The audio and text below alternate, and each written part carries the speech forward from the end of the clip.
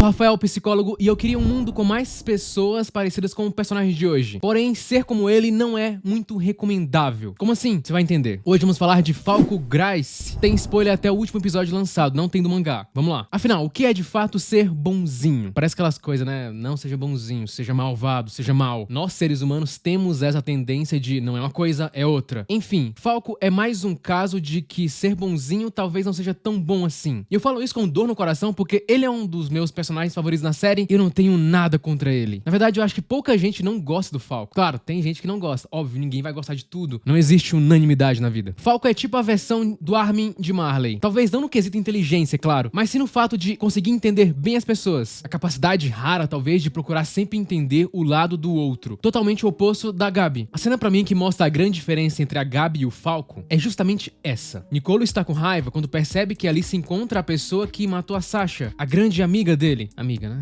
E a Gabi não percebe a mudança de comportamento dele, mas o Falco sim. Rapidamente ele consegue perceber a mudança no Nicolo, o que ele estava sentindo naquele momento, justamente por ser um ótimo observador, por cultivar a empatia. E também assim como Armin, apesar dos dois demonstrarem bastante medo, os dois ali procuram confrontar esse medo. O Falco não foge do que ele quer fazer, ele quer se tornar um dos 9 titãs, com o objetivo de proteger a pessoa que ele ama, a Gabi. Opostos se atraem, né? O que Falco justamente tem é uma enorme empatia até mesmo pelos seus inimigos. Só que isso trouxe alguns problemas para ele, já chegaremos lá. Geralmente nós, seres humanos, sentimos empatia quando experimentamos uma emoção. Quando você experimenta uma emoção, uma parte do seu cérebro chamado ínsula se acende. Quando você vê emoções nos outros, alguns dos mesmos neurônios em sua ínsula também se ativam. O resultado é que você tem meio que um gostinho do que eles estão sentindo. Você nasceu empático. E talvez você conheça alguém assim, que supera essa empatia e que eleva ela a outro nível. Lembrei do Cavaleiro Zodíaco agora, elevar o cosmo. Uma pessoa que não importa quem seja, ela está disposta a ajudar essa pessoa. E eu sempre perguntei por que algumas pessoas são mais altruístas que outras. Por que algumas pessoas agem mais como a Gabi? Por que alguns agem mais como o Falco? A psicóloga e neurocientista Abigail Marsh tentou entender esse fenômeno sobre como algumas pessoas têm esse super altruísmo. E ela explica isso dando exemplo de pessoas que têm o oposto disso. O transtorno de personalidade antissocial, a psicopatia. Por exemplo, ela cita ali que pessoas com psicopatia têm 3 grandes características. A primeira é que pessoas com esse transtorno têm uma dificuldade em reconhecer expressões de medo nos outros. O segundo é que as amígdalas deles também costumam ser menos reativas a essas expressões. E por último, essas amígdalas são menores do que na população em geral. E alguém com esse altruísmo extraordinário seria basicamente o oposto de alguém que sofre desse transtorno. Ou seja, tem uma maior facilidade em reconhecer expressões de medo nos outros, as amígdalas são mais reativas e sim, elas também são maiores que da média da população em geral. E a doutora Marsh fala que muitas pessoas têm compaixão por familiares, por pessoas próximas, amigos, e ela fala que isso é normal, não tem nada de especial nisso. Mas quem tem esse super altruísmo tem isso por pessoas desconhecidas, como no caso do Falco, que tenta agir com misericórdia mesmo com inimigos até, como se não importasse quem fosse, ele está lá pra ajudar. É o que faz cerca de 150 pessoas todos os anos nos Estados Unidos doarem um de seus rins para um estranho, para uma pessoa desconhecida. A crença generalizada de que as pessoas são fundamentalmente egoístas, cuidando apenas de si mesmas, é chamada de norma de interesse próprio. Uma norma é uma crença generalizada sobre que tipos de comportamentos são comuns e apropriados. De acordo com a norma de interesse próprio, todo comportamento humano é e deve ser impulsionado por motivações egoístas. E parece que isso não é bem verdade, pelo menos não com todas as pessoas. O neurocientista Mathieu Ricard fala: o fato de sentirmos satisfação ao concluir uma ação altruísta pressupõe que estamos naturalmente inclinados a favorecer a felicidade do outro. Se fôssemos completamente indiferentes ao destino dos outros, por que sentiríamos prazer em cuidar deles? Ter essa atitude do Falco não é algo tão fácil. Na verdade, cada vez mais isso está mais raro. A empatia não é apenas propor ao outro o que ele deve fazer, mas sim ouvir e entendê-lo. Eu, introvertido no meu antigo trabalho quando eu estava cansado, minha melhor amiga extrovertida sempre me indicava: saia mais, converse mais com as pessoas, interaja mais. E a intenção dela era ótima, mas ela estava se baseando no que ela faria naquele momento, já que pra mim isso não seria tão efetivo, já que eu prefiro recuperar minhas energias sozinho do que com muitas pessoas. Só que ser empático e consequentemente ser agradável demais, ou seja, muito bonzinho, pode trazer consequências também. Philip Force Connolly e Johan Soseva trouxeram em um estudo sobre agradabilidade, um ali dos 5 fatores do Big Five. Essa dimensão de personalidade inclui características como confiança, altruísmo, bondade, afeto e outros comportamentos pró-sociais. Pessoas que pontuam alto em agradabilidade tendem a ter comportamentos mais cooperativos, e já quem pontua mais baixo tem ali uma tendência maior à competitividade e até mesmo manipulação. E eles concluíram nesse estudo que ser agradável tem um custo. Pessoas boas, como observam os autores, correm o risco de serem exploradas em situações sociais, levando-as a serem menos capazes de cumprir seus objetivos individuais. E o Falco é o exemplo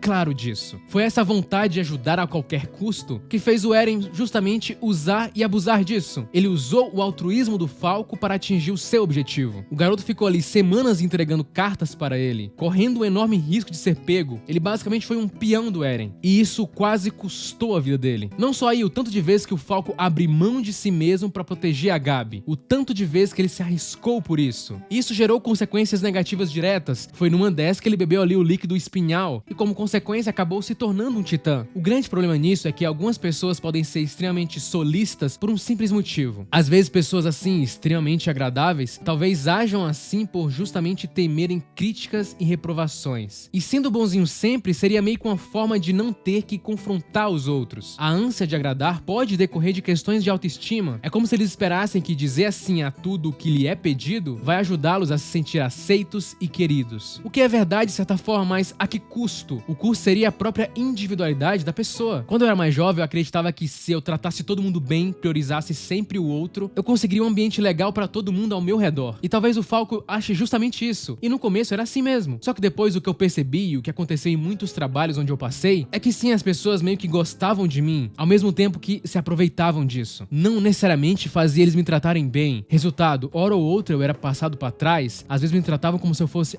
que legal, Rafael faz isso pra mim. Ou seja, minhas necessidades não eram atendidas, e sim a dos outros. Foi aí que eu percebi que se eu não impor minhas vontades, os outros vão acabar impondo a vontade deles sobre a minha vida. Por isso é importante demonstrar o que quer, estabelecer limites. Isso não significa que você não tem simpatia pelos demais, mas sim que suas necessidades também são importantes. Fundamentalmente é muito melhor ser bom do que uma pessoa rude, mal. Ninguém gosta. Gostamos mais de pessoas justas do que de egoístas, mas muita simpatia, como o caso do Falco, é contraproducente. Quase todo mundo gosta do Falco, da forma na qual ele prioriza o outro, sobre como ele procura entender o lado da outra pessoa, sobre como ele sempre tenta resolver, não de uma forma simplista, o problema do outro. E isso é muito difícil de se fazer e de se ver nos dias atuais. Mas devemos lembrar que ser agradável com os outros não dá certeza que os outros também serão agradáveis com a gente. Há grande chance do oposto acontecer. O menos culpado nesse caso é o altruísta. Equilíbrio é a grande chave disso. Pesquisadores da Universidade de Colômbia descobriram que os participantes que se envolveram em atos gentis apresentaram aumentos significativos no afeto positivo. O afeto positivo refere-se à experiência de um indivíduo relacionado à alegria, assim também como interesse e alerta, que foram sustentados ao longo das 4 semanas do estudo. Ou seja, ser gentil traz enormes benefícios. O segredo está em encontrar o equilíbrio. Não é um defeito ser altruísta, longe disso. Porém, os bons também dizem não. Às vezes, quem é bonzinho demais acaba prejudicando a si mesmo, e com isso acaba ajudando pessoas com más intenções. Talvez um dia atitudes como essa do Falco sejam mais valorizadas. Enquanto isso não acontece, observe bastante o que está acontecendo com você. Olhe para as suas vontades. Afinal, se você mesmo não acredita que suas próprias necessidades são importantes o suficiente, quem vai?